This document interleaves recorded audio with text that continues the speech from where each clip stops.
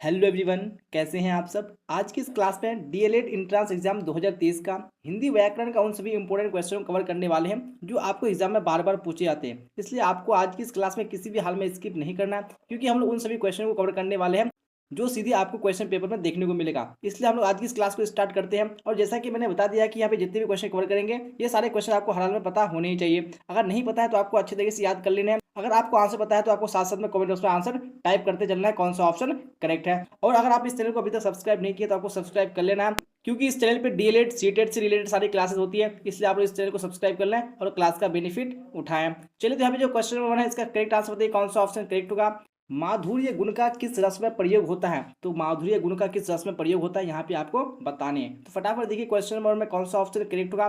जी हाँ, तो बिल्कुल ऑप्शन नंबर बी करेक्ट हो जाएगा। नहीं, जो माधुर्य गुण का जो प्रयोग होता है वो श्रृंगार रस में होता है, इसलिए ऑप्शन नंबर बी बिल्कुल करेक्ट हो जाएगा।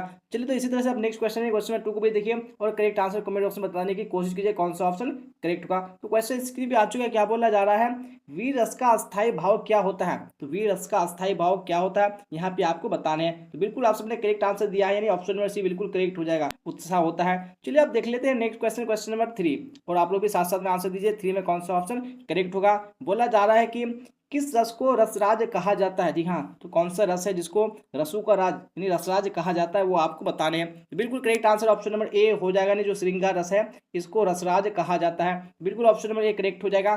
चलिए, तो इसी तरह से देख लेते हैं नेक्स्ट क्वेश्चन, क्वेश्चन नंबर 4। और ये जितने भी सारे हम लोग क्वेश्चन कवर कर रहे हैं ये आपको बार बार एग्जाम में पूछे जा चुके हैं, इसलिए आपको इसको देखना जरूरी है ताकि आपका एग्जाम में क्वेश्चन आए तो आप लोग इसको बिल्कुल भी स्किप ना करें, बिल्कुल भी इसको मिस ना करें। फिलहाल क्वेश्चन नंबर 4 को देख लीजिए, क्या बोला जाए क्वेश्चन नंबर 4 में, साधारणीकरण आलम्बत्व धर्म का होता है। ये कथन किसका है। जी हाँ, तो ये कथन किसका है कि जो साधारणीकरण होता है वो आलम्बत्व धर्म का होता है। तो ये बात किसने कही थी। तो बिल्कुल correct answer option number A हो जाएगा। जी हाँ, रामचंद्र शुक्ल, यानी जो रामचंद्र शुक्ल जी ने यह बात कही थी कि साधारणीकरण आलम्बत्व धर्म का होता है। चलिए, तो आप देख लेते हैं नेक्स्ट क्वेश्चन, क्वेश्चन नंबर 5। तो 5 भी स्क्रीन पे आ चुका है। बोला जा रहा है कि अपस्मार है। तो अपस्मार यहाँ पे क्या है, यहाँ पे आपको करेक्ट आंसर बताने हैं कमेंट बॉक्स में। बिल्कुल ऑप्शन नंबर बी करेक्ट हो जाएगा। नहीं, संचारी भाव का एक प्रकार है। तो आप अपस्मार क्या है, एक संचारी भाव का एक प्रकार है, एक टाइप है। चलिए, तो आप देख लेते हैं नेक्स्ट क्वेश्चन, क्वेश्चन नंबर 6। तो 6 भी स्क्रीन पे आ चुका है। क्या बोला जा रहा है, रसाचार्यों के अनुसार संचारी भावों की मान्य कितनी है। तो रसाचार्यों के अनुसार जो संचारी भाव है उसकी मान्य कितनी है यहाँ पे आपको बताने हैं। चलिए, तो सारे ऑप्शन को देखिए फिर करेक्ट आंसर आप लोग देने की कोशिश कीजिए। तो 6 का correct answer option number A हो जाएगा। यानी कितनी है, 33 यानी 33। तो ये आपको याद रखने हैं। चलिए, तो आप देख लेते हैं नेक्स्ट क्वेश्चन, क्वेश्चन नंबर 7। तो 7 भी स्क्रीन पे आ चुका है। बोला जा रहा है कि रसाचार्यों के अनुसार अस्थाई भावों की सही संख्या कितनी है। तो हम लोग यहाँ पे देख लिया कि संचारी भावों की संख्या कितनी है, 33। लेकिन यहाँ पे आपको अस्थाई भावों की संख्या बतानी है, तो कितनी है। तो बिल्कुल correct answer option number B हो जाएगा। दिखाने 8, कितनी है, 8 है। तो बिल्कुल right answer option number B हो जाएगा। चलिए, तो आप देख लेते हैं नेक्स्ट क्वेश्चन, क्वेश्चन नंबर 8। तो क्वेश्चन नंबर 8 भी स्क्रीन पे आ चुके हैं। क्या बोला जा रहा है, अस्थाई भावों की संख्या कुल कितनी है। तो यहाँ पे बोला है कि जो अस्थाई भाव है उसकी संख्या कुल कितनी है यहाँ पे आपको बताने हैं। तो बिल्कुल करेक्ट आंसर क्या हो जाएगा, ऑप्शन नंबर ए यानी 9 हो जाएगा। जी हाँ, तो ये आपको याद रखने हैं। यहाँ पे जितने भी मैंने आपको बताया सारे क्वेश्चन को आपको याद कर ले ताकि एग्जाम में आपका क्वेश्चन ना छूटे। फिलहाल देख लीजिए नेक्स्ट क्वेश्चन, क्वेश्चन नंबर 9। तो यहाँ पे 9 भी स्क्रीन पे आ चुका है। बोला जा रहा है कि शांत रस की उत्पत्ति कब होती है। जो शांत रस है इसकी उत्पत्ति कब होती है वो आपको बताने हैं। चलिए, तो सारे ऑप्शन को देखिए फिर करेक्ट आंसर देने की आप लोग कोशिश कीजिए। तो यहाँ पे क्वेश्चन नंबर 9 का ऑप्शन नंबर ए बिल्कुल करेक्ट हो जाएगा। नहीं, संसार से वैराग्य होने पर। चलिए, आप देख लेंगे नेक्स्ट क्वेश्चन, क्वेश्चन नंबर 10। जी हाँ, तो क्वेश्चन नंबर 10 भी स्क्रीन पे है। क्या बोला जा रहा है, विस्मय अस्थाई भाव किस रस में आता है। जो विस्मय अस्थाई भाव है वो कौन से रस में आता है यहाँ पे आपको बतानी रस के कौन से प्रकार में आता है। तो जो करेक्ट आंसर हो जाएगा आपका ऑप्शन नंबर सी हो जाएगा। दिखाने अद्भुत रस में होता है। चलिए, तो आप देख लेते हैं नेक्स्ट क्वेश्चन, क्वेश्चन नंबर 11। तो 11 भी स्क्रीन पे आ चुका है। क्या बोला जा रहा है, बिहारी मुख्यतः किस रस के कवि हैं। दिखा, यानी बिहारी लाल जो है वो कौन से रस के कवि है मुख्यतः वो आपको बताने हैं। तो बिल्कुल correct answer option number C हो जाएगा। दिखने जो बिहारी है वो श्रृंगार रस के मुख्य कवि हैं। तो आप देख लेते हैं नेक्स्ट क्वेश्चन, क्वेश्चन नंबर 12। तो 12 भी स्क्रीन पे आ चुका है। फटाफट देखिए क्या बोला जा रहा है 12 में और करेक्ट आंसर बताने की कोशिश कीजिए। जी हाँ, आचार्यों ने सर्वश्रेष्ठ रस किसे माना है। तो आचार्यों ने सर्वश्रेष्ठ यानी सबसे श्रेष्ठ रस कौन से रस को माना है वो आपको बताने हैं। तो बिल्कुल इजी क्वेश्चन है। करेक्ट आंसर क्या हो जाएगा, ऑप्शन नंबर बी यानी श्रृंगार रस। जी हाँ, जो श्रृंगार रस है इसको सबसे श्रेष्ठ माना गया है। चलिए, तो आप देख लेते हैं नेक्स्ट क्वेश्चन, क्वेश्चन नंबर 13। यहाँ पे क्वेश्चन 13 भी स्क्रीन पे आ चुका है। क्या बोला जा रहा है, अटपटी उलझी लताएं डालियों को खींच लाएं पैर को पकड़े अचानक, प्राण को कसले कपाएं, सांप सी काली लता है। जी हाँ, तो यहाँ पे बताना है कि इसमें आपको यानी कौन सा रस दिया गया है। यहाँ पे सारे ऑप्शन को देख लीजिए और यहाँ पे आप लोग क्वेश्चन नंबर 13 का करेक्ट आंसर देने की कोशिश कीजिए। जी हाँ, तो 13 में जो करेक्ट आंसर हो जाएगा आपका वो ऑप्शन नंबर ए हो जाएगा। जी हाँ, इस पे क्या रस है, विभत्स रस है, बिल्कुल ऑप्शन नंबर ए करेक्ट हो जाएगा। चलिए तो अब देख लेते हैं नेक्स्ट क्वेश्चन, क्वेश्चन नंबर 14। तो 14 भी स्क्रीन पे आ चुके हैं, क्या बोला जा रहा है, अति मलिन वृषभानु कुमारी, अधुमुख रहित उड़द नहीं चितवत, ज्यों गत हारे थकित जुआरी, छूटे चिहुर बदन कुम्हिलानो, ज्यों नलिनी हिमकर की मारी। तो यहाँ पे बताने हैं कि इस पंक्ति में यानी कौन सा रस है। यहाँ पे जो करेक्ट आंसर आपका हो जाएगा 14 में वो ऑप्शन नंबर सी हो जाएगा। दिखाने इसमें कौन सा रस है, विपर्लम श्रृंगार रस हो जाएगा। यहाँ पे 14 का ऑप्शन में सी बिल्कुल करेक्ट हो जाएगा। चलिए तो आप देख लेते हैं नेक्स्ट क्वेश्चन, क्वेश्चन नंबर 15। दिखा तो 15 भी स्क्रीन पे आ चुका है, फटाफट देखिएगा और करेक्ट आंसर देने की आप लोग कोशिश कीजिएगा। दिखा हो सके आप लोग ज्यादा से ज्यादा करेक्ट करने की कोशिश कीजिएगा।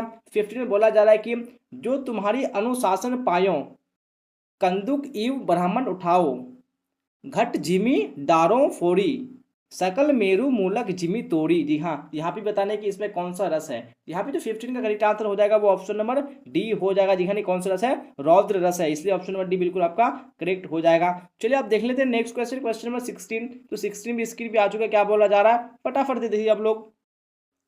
लंका की सेना तो कपि के गर्जन रव से कांप गई, हनुमान के भीषण दर्शन से विनाश ही भाप गई, उस कंपित संकित सेना पर जब कपि नाहर की मार पड़ी, तराही तराही शिव तराही तराही शिव की सब और पुकार पड़ी। जी हाँ, तो इसमें कौन सा रस है वो आपको फटाफट कमेंट बॉक्स में बताने हैं। बिल्कुल correct answer option number B हो जाएगा। जी हाँ, तो इसमें कौन सा रस है, भयानक रस है, तो बिल्कुल ऑप्शन नंबर बी करेक्ट हो जाएगा। चलिए तो आप देख लेते हैं नेक्स्ट क्वेश्चन, क्वेश्चन नंबर 17। तो यहाँ पे 17 में स्क्रीन पे आ चुका है और जैसा कि मैंने बता दिया कि क्वेश्चन कितना इंपॉर्टेंट है, काफी इंपॉर्टेंट है। आपको एग्जाम में ये सब क्वेश्चन पूछे जाते हैं, बार बार एग्जाम में क्वेश्चन पूछा जा चुका है, इसलिए आपको इसको बिल्कुल भी स्किप नहीं करना है। और जैसा कि आपको इस चैनल को सब्सक्राइब करना बिल्कुल भी नहीं भूलना है, क्योंकि डीएलएड सीटेट से रिलेटेड सारी क्लासेस होती है। अगर आप सारे क्लासेस कर लेते हैं तो आप बिल्कुल अच्छे तरीके से एग्जाम को करेक्ट कर सकते हैं। तो फिलहाल 17 को देख लीजिए, क्या बोला जा रहा है 17 में, छंद कितने प्रकार के होते हैं, छंद कितने प्रकार के होते हैं यहाँ पे आपको बताने हैं। तो करेक्ट आंसर बिल्कुल ऑप्शन नंबर ए हो जाएगा। दिखने जो छंद होते हैं वो दो प्रकार के होते हैं। कौन कौन सा छंद होता है,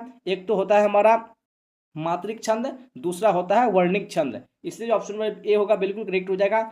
चलिए तो आप देख लेते हैं नेक्स्ट क्वेश्चन, क्वेश्चन नंबर 18। क्या बोला जा रहा है, निम्नलिखित में सम मात्रिक छंद का कौन सा उदाहरण है। यहाँ पे कौन सा एग्जाम्पल है किसका, सम मात्रिक छंद का, वो आपको बताने हैं। बिल्कुल आप सबने सही आंसर दिया है, यानी जो ऑप्शन नंबर सी बताया है बिल्कुल करेक्ट हो जाएगा। नहीं चौपाई, जी हाँ, जो चौपाई छंद है वो किसका उदाहरण है, ये सम मात्रिक छंद का उदाहरण एग्जाम्पल है। चलिए तो आप देख लेते हैं नेक्स्ट क्वेश्चन, क्वेश्चन नंबर 19।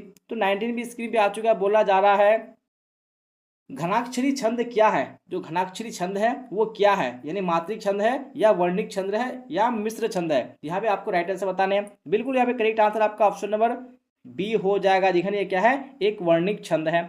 चलिए तो आप देख लेते हैं नेक्स्ट क्वेश्चन, क्वेश्चन नंबर 20। तो 20 भी स्क्रीन पे आ चुका है, बोला जा रहा है शिल्पगत आधार पर दोहे का विपरीत छंद कौन सा है। हाँ, तो यहाँ पे कौन सा शिल्पगत आधार पर दोहे का एक उल्टा छंद है वो आपको बताने हैं। तो 20 का जो correct answer option number C हो जाएगा, यानी सोरठा। सोरठा क्या है, ये दोहे का एक विपरीत छंद है, किसके अनुसार, शिल्पगत आधार पर। चलिए आप देख लेते हैं नेक्स्ट क्वेश्चन, क्वेश्चन नंबर 21। क्या बोला जा रहा है 21 में, दोहा और रोला को क्रम में मिलाने पर कौन सा छंद बना है। तो दोहा और रोला को क्रम में मिलाने पर कौन सा छंद बनता है, यहाँ पे आपको बताने हैं। चलिए बिल्कुल इजी क्वेश्चन है, तो बिल्कुल correct answer option number B हो जाएगा। दिखाने कुंडलिया, तो दोहा और रोला को जब क्रम में मिलाते हैं तो हमारा कुंडलिया छंद बनता है। चलिए आप देख लेते हैं नेक्स्ट क्वेश्चन, क्वेश्चन नंबर 22। तो 22 भी स्क्रीन पे आ चुका, बोला जा रहा है चौपाई के प्रत्येक चरण में कितनी मात्राएं होती है। तो कितनी मात्राएं होती है चौपाई के प्रत्येक चरण में, यहाँ पे correct answer option number C हो जाएगा। यानी क्या होती है, 16 मात्राएं होती है, तो बिल्कुल ऑप्शन नंबर सी करेक्ट हो जाएगा। चलिए तो आप देख लेते हैं नेक्स्ट क्वेश्चन, क्वेश्चन नंबर 23। तो 23 भी स्क्रीन पे आ चुका है, क्या बोला जा रहा है फटाफट देखिए, काफी इंपॉर्टेंट क्वेश्चन है, आपको इसका आंसर बिल्कुल अच्छे से पता होना चाहिए। बोला जा रहा है निम्नलिखित में से किस छंद में 23 स्वर्ण, 7 भगन, 2 गुरु तथा 12 और 11 वर्णों पर यति होती है। तो कौन से छंद में होती है, यहाँ पे आपको बताने हैं। 23 का जो करेक्ट आंसर हो जाएगा ऑप्शन नंबर बी हो जाएगा। दिखने मत गयंत, बिल्कुल ऑप्शन नंबर बी करेक्ट हो जाएगा, तो इसमें ही होती है, यानी मत गयंत छंद में होती है। चलिए आप देख लेते हैं नेक्स्ट क्वेश्चन हम लोग, क्वेश्चन नंबर 24 आ चुका है स्क्रीन पे। बोला जा रहा है कि निम्नलिखित में कौन सा मात्रिक छंद है, तो यहाँ पे कौन सा मात्रिक छंद है वो आपको बताने हैं। तो बिल्कुल correct answer option number D हो जाएगा, यानी इनमें से भी इंद्र, वज्रा, सवैया, कवित, ये सभी जी हाँ। तो इन तीनों में क्या है, यानी ये सारे क्या है, ये मात्रिक छंद है। चलिए आप देख लेते हैं नेक्स्ट क्वेश्चन, क्वेश्चन 25। तो 25 स्क्रीन भी है, क्या बोला जा रहा है, निम्नलिखित में से कौन सा मात्रिक छंद है, यहाँ पे भी बताने की कौन सा मात्रिक छंद है, फटाफट से बताइए। तो बिल्कुल correct answer option number D हो जाएगा जी हाँ। इनमें से सभी ये सारे क्या है, मात्रिक छंद हैं। चलिए अब नेक्स्ट क्वेश्चन, क्वेश्चन 26 को देख लेते हैं, क्या बोला जा रहा है, गणों की संख्या कितनी होती है। जी हाँ, तो गणों की संख्या कितनी होती है वो आपको बताने हैं। तो 26 में ऑप्शन नंबर जो करेक्ट हो जाएगा वो ऑप्शन नंबर डी हो जाएगा जी हाँ, 8। तो गणों की संख्या कितनी होती है, वो 8 होती है। तो आपको उसको अच्छी तरीके से याद कर लेने हैं। फिलहाल 27 को देख लीजिए। 27 में क्या बोला जा रहा है, कितने अक्षरों के समूह को गण कहा जाता है। जी हाँ, हम लोगों ने देख लिया कि गणों की संख्या कितनी है, टोटल 8 है, लेकिन यहाँ पे बताने कि कितने अक्षरों के समूह को गण कहा जाता है वो आपको बताने हैं। तो यहाँ पे जो करेक्ट आंसर हो जाएगा ऑप्शन नंबर बी हो जाएगा। दिखाने 3 अक्षरों का समूह, तो 3 अक्षरों का समूह क्या कहलाता है, गण कहलाता है। और गणों की टोटल संख्या कितनी है, 8 है। तो ये आपको पता होना चाहिए। फिलहाल देख लेते हैं नेक्स्ट क्वेश्चन, क्वेश्चन नंबर 28। तो 28 भी स्क्रीन पे आ चुका है। बोला जा रहा है, क्या बोला जा रहा है, फटाफट से देखिए आप लोग। विद्वानों ने छंदों के आधुनिक लक्षणों के आधार पर छंद के अन्य वर्ग को मान्यता दी है, वह छंद कौन सा है। जी हाँ, तो यहाँ पे बताने की जो आधुनिक लक्षणों के आधार पर वैज्ञानिकों ने जिन छंदों को मान्यता दी है वो कौन सी है वो आपको बताने हैं। तो 28 में correct answer option number B हो जाएगा। जी मुक्तक छंद, यहाँ पे कौन सा छंद है, वो मुक्तक छंद है, इसलिए ऑप्शन नंबर बी करेक्ट हो जाएगा। चलिए तो आप देख लेते हैं नेक्स्ट क्वेश्चन, क्वेश्चन 29। तो 29 भी स्क्रीन पे आ चुका है। बोला जा रहा है कि चरणों की मात्रा, यति और गति के आधार पर कौन से छंद होते हैं। तो यहाँ पे बताने की जो यति और गति के आधार पर कौन कौन से छंद होते हैं वो बताने हैं आपको। तो यहाँ पे 29 में ऑप्शन नंबर कौन सा होगा, बी करेक्ट हो जाएगा। दिखाने सम, विषम तथा अर्ध सम हो जाएगा, यानी ऑप्शन नंबर बी बिल्कुल करेक्ट हो जाएगा। चलिए तो आप देख लेते हैं नेक्स्ट क्वेश्चन, क्वेश्चन नंबर 30। जी हाँ, 30 को देखिए और करेक्ट आंसर देने की आप लोग कोशिश कीजिए। बोला जा रहा है कि 24 मात्राओं की 2 पंक्तियों वाले छंद को क्या कहते हैं। जी हाँ, तो क्या कहते हैं, 2 पंक्तियों वाले छंद को जिसमें 24 मात्राएं होती है वो आपको बताने हैं। तो बिल्कुल जो करेक्ट आंसर हो जाएगा हमारा ऑप्शन नंबर बी हो जाएगा। दिखाने दोहा कहते हैं, तो उसको क्या कहते हैं, दोहा कहते हैं। जो क्या होता है, 2 पंक्तियों वाले छंद होते हैं, लेकिन उसमें मात्राएं 24 होती है। जी हाँ, तो आज की इस क्लास में हम लोगों ने 30 क्वेश्चन को कवर किया है। तो आप लोग कमेंट बॉक्स में बताइए कि आपको 30 क्वेश्चन में कितने क्वेश्चन का आंसर पहले से पता था। तो आप लोग कमेंट बॉक्स में जरूर बताइएगा। अगर आपको क्लास अच्छी लगी हो तो आपको लाइक कर देना है, अपने दोस्तों में आपको शेयर कर देना है। और आप लोग चाहते हैं कि मैं आगे और इसी टॉपिक पे क्लास लेके आओ तो आप लोग कमेंट बॉक्स में बता सकते हैं, ताकि मैं आप लोगों के लिए और इंपॉर्टेंट क्वेश्चन ला सकूं। तो आप लोग कमेंट बॉक्स में जरूर बताइएगा। और अभी तक आपने इस चैनल को सब्सक्राइब नहीं किया तो आपको हाल में कर लेना। जी हाँ, क्योंकि आप लोग डीएलएड सीटेट की तैयारी बिल्कुल अच्छी तरीके से इस चैनल से कर सकते हैं, इसलिए आपको सब्सक्राइब करना बिल्कुल भी नहीं भूलना है और बेल आइकन को भी प्रेस कर लेना है, ताकि जितनी भी क्लासेस हो सबकी नोटिफिकेशन आपको टाइम पे मिल सके और आप टाइम पे क्लास को अटेंड हो सके। चलिए तो यहाँ तक बने रहने के लिए आप सबका धन्यवाद। फिर मिलते हैं हम लोग अगली क्लास में। टिल देन बाय बाय, टाटा, see you on the next.